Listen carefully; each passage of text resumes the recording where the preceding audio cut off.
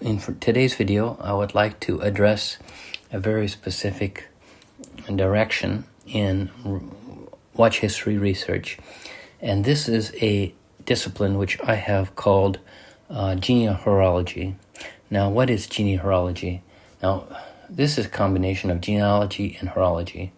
Now, genealogy is the study of families, family history, and the tracing of their family lineages, whereas horology is more or less the study of time. Now, these two disciplines combined, I believe, yield a significant advantage in determining this identity of watchmakers signing various different pieces, which we find. And so I would like to apply this discipline today and sort of demonstrate, in particular with period sources, in particular the Swiss Davoine Almanacs, which are period sources. This is a who's who, a veritable who's who of who is performing which specialized watch services at this time, and data retrieved from there in combination with genealogical data can yield very specific results and reveal the individual who was performing these tasks. So let's have a look, and this is quite interesting. I think you'll find the same conclusion. So today I'm trying to isolate an individual which we find in Davoine Almanacs from 1854 to 1856, and this individual is in Davoine listed as Montandon Racine Charles Louis, and he was situated at Rue de la Ronde, number 11, in La Chaux-de-Fonds, and his speciality in watchmaking was boîte en or. He was a monteur de boîte or and ouvrier. So he wasn't a senior worker at this point, however, ouvrier worker. So, but he was performing these tasks. We find him listed in this period of the mid-1850s. And when I began to approach this, now from genealogical information, we do find a Montandon Racine Charles Louis, who was born in 1848, lived until 1918, and was of the genealogical branch of Quatre Mères. This is four mayors, so-called. From this branch stemmed four mayors of the village of La Bravine in Switzerland, in Neuchâtel canton. Now, when we probe this a little deeper, we analyze this. Now, this Charles Louis, this is Charles Louis Guillaume Montandon, and he is the son of Frédéric Montandon. And there are many buts to this argument, or howevers, what have yous. Now, this individual would have been quite young. In fact, he would have been around 6 years of age. So one does not expect that this individual would have been capable of performing these tasks and being mentioned and such for gold work with watch box creation. So this is one strike against his candidature. Another reason we do not suspect that he is the individual is that he would have not been married at this point. Now, he married a Racine, and this was, I believe it was Adrien Racine, and it is not possible for him to have obtained this famille alliée, or this allied family branding or naming at such an early age. So this is another point against him. So even though we know that there was a Montandon Racine Charles Louis, this particular one is not a possible candidate for those reasons. Another possible reason is, at this point, he was probably still living in Brazil, as he was born in Brazil. His father was in Brazil for 15 years. He was a very successful merchant, also selling watches, and it is not likely that this is the case. And It is probably, even if he would have been sent to Switzerland to work at some company, we do not expect him to be handling gold cases for watches at such an early age. This is just stretching the limits of plausibility. So let us examine any other possible candidates, and there really is only one. So let's discuss this person. I would like to briefly eliminate another individual who we know as Charles Louis Montandon, and this was an individual born in La Bravine in Switzerland in 1829, and he died in 1860. However, he was deceased at Moulin du Lac in La Bravine on September 21st, 1860. There is no indication that he ever lived in La Chaux-de-Fonds, and whereas he is a horloger, a watchmaker, this is a very general title. He is the son of Charles-Henri Montandon, and this is a person who was a officier de milice, a négociant. So he was very big. He was an officer of the so-called militia and also a business person. And whereas he was involved also in more or less as a courtier en horlogerie, basically somebody who was selling watches and making money in this line, we do not expect that this is the person that interests us. There are no connections with this Allier family, Racine. And in fact, he married a Vaucher, and this is Adèle Augustine Vaucher. And all of this points to them residing in La Bravine, not in La Chaux-de-Fonds, which is totally different. We're also not giving any specific details as to his specialization. So this individual is not of interest to us. Now he is also, I should mention that he's also dubbed of the Montandon Varoda genealogical branch. But this is not the person who appears to be our candidate.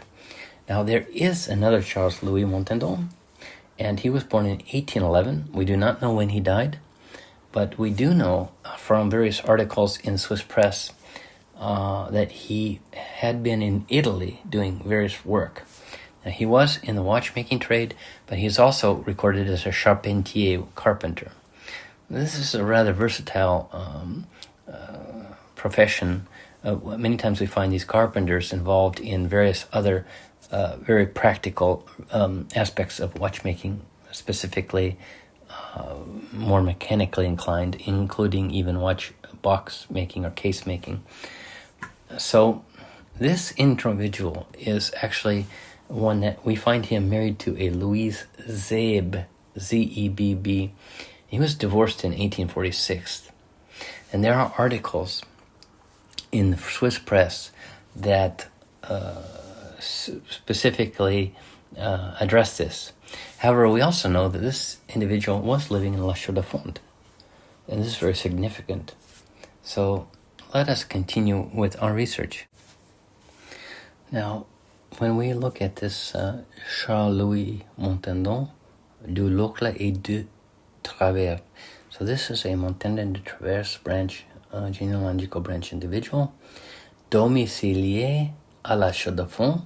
So he's domiciled in La Chaux-de-Fonds, and his wife was Dame Louise née Zebb, and this is an article from the Feuille de Vie de Neuchâtel from February 12th of 1846, in which he's essentially requesting divorce from him, as he is absent from the country, absent du pays, et qui doit être engagé au service de Naples, à comparaître personnellement devant la dite des vénérables chambre matrimoniale, etc. So he is in Naples doing some sort of work abroad. He's not able to support the family. And we find very specific information. This Cette demande sera fondée sur la dissertation malicieuse du mariage dont son mari s'est rendu coupable se sont ivrogneries les mauvais traitements qu'il a exercés contre l'instant, ainsi que surtout et tel autre motif qui pourrait être articulé en temps et lieu, etc.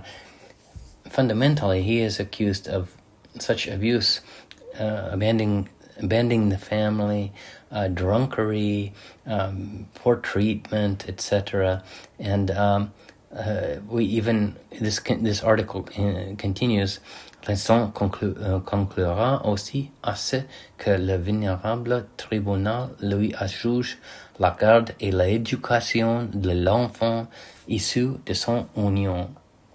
So, avec le dit Montandon, etc., he is basically being tasked with providing elementary or money support for the child of this union who is suffering from his absence and drunkery and all these issues. This is quite interesting, and this was filed on the 28th of January 1846. So what we have is a Charles Louis Montandon from this period. Now, we don't know when this individual died. He's not listed in any means as a watchmaker of any kind, yet there are grounds to believe that he was performing this task. Now, it could be that in Naples he was undergoing some form of watch work training. It's quite plausible. It's very possible for such work at a distance, and it is interesting. They were divorced on April 29th of 1846. Now their child, Francois Louis Montandon, and he was called Louis Montandon. He was born in 1833. So at this point he would have been 13 years old when the divorce was filed and approved. Yet this individual was a horloger. That's just general term watchmaker.